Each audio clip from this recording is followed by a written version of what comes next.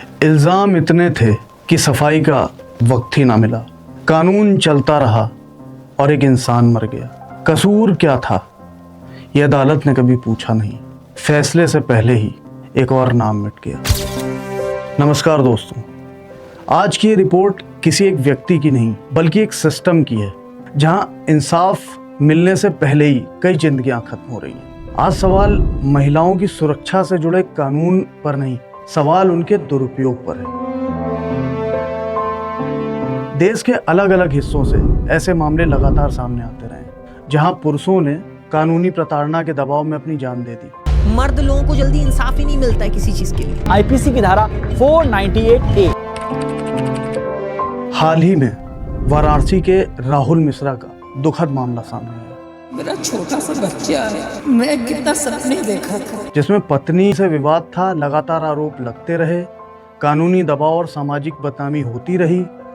लगातार राहुल प्रताड़ित होता रहा और अंत में हार मान के उसने जान दे दी। A 30-year-old man, Rahul Mishra, died by suicide. परिवार का आरोप है कि बिना ठोस जांच के मुकदमे दर्ज कराए गए। झूठा आरोप लगा रहा है। आज सवाल ये है, क्या कभी सच देखने की कोशिश की गई? क्या उसकी बात सुनी गई? शायद कभी नहीं। ऐसा ही एक बड़ा और दुखद केस सामने आया बेंगलुरु के इंजीनियर अतुल सुभाष का। पत्नी ने उत्तर प्रदेश में उसके खिलाफ 9 आपराधिक मुकदमे दर्ज करवा दिए। इसमें दहेज उत्पीड़न और हत्या के प्रयास जैसे गंभीर आरोप शामिल। आत्महत्या से पहले अतुल ने एक एनजीओ के व्हाट्सएप ग्रुप में लिखा, मैं अपनी जान देने जा रहा हूँ। जब पुलिस पहुंची, अतुल फांसी पे लटका हुआ था। दीवार पर लिखा था, न्याय मिलना चाहिए। सोचिए, जान देने से पहले उसकी भावनाएं क्या रही होंगी। अतुल किस मानसिक प्रताड़ना से गुजर रहा होगा। दोस्तों, ऐसे ही दुखद सैकड़ों केस हैं। मेरठ के लिसाड़ी गेट इलाके में ससुराल वालों की प्रताड़ना से तंग आकर एक युवक ने जान दे दी। मौत से पहले वीडियो बनाकर दुनिया को सच बता गया। वहीं हरियाणा के पलवल में सुरेंद्र नाम के युवक ने आत्महत्या कर ली। परिजनों का आरोप था, पत्नी बार बार झूठे दहेज के केस में फंसाने की धमकी दे रही है। कितने केस गिनाऊं, रात बीत जाएगी, लेकिन फर्जी मुकदमों की संख्या खत्म नहीं होगी। लंबी फहरिस्त है।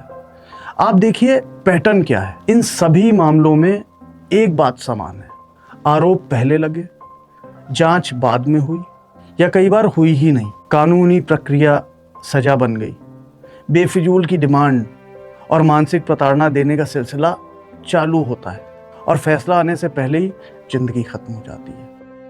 अगर बात करें कि वो कानून कौन से हैं जिनके दुरुपयोग के आरोप लगते हैं, तो ये बात साफ समझना जरूरी है। ये कानून महिलाओं की सुरक्षा के लिए बने हैं, लेकिन इनके अंधाधुंध इस्तेमाल पर सवाल उठे हैं।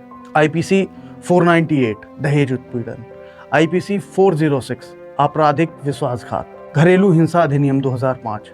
दोस्तों, समस्या कानून में नहीं, समस्या उसके लागू करने के तरीके में है। एक नजर डालते हैं कि सरकारी और न्यायिक आंकड़े क्या कहते हैं।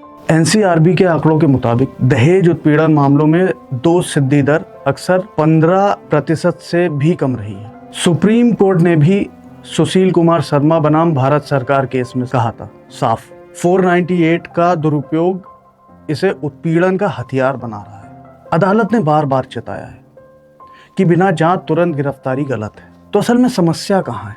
आरोप लगे और लगते ही एफआईआर के साथ ही गिरफ्तारी हो जाती है। पूरे परिवार को आरोपी बना दिया जाता है। सालों तक चलने वाले केस सामाजिक बदनामी का कारण बन जाते हैं। मानसिक और आर्थिक प्रताड़ना अलग से झेलनी पड़ती है।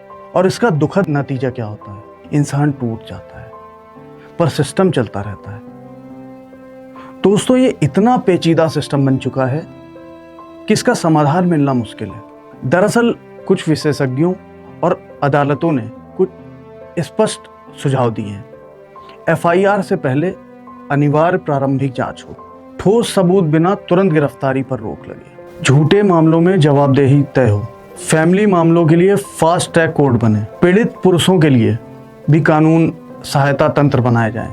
दोस्तों, ये लड़ाई महिला बनाम पुरुष की नहीं है, ये लड़ाई है न्याय बनाम दुरुपयोग की।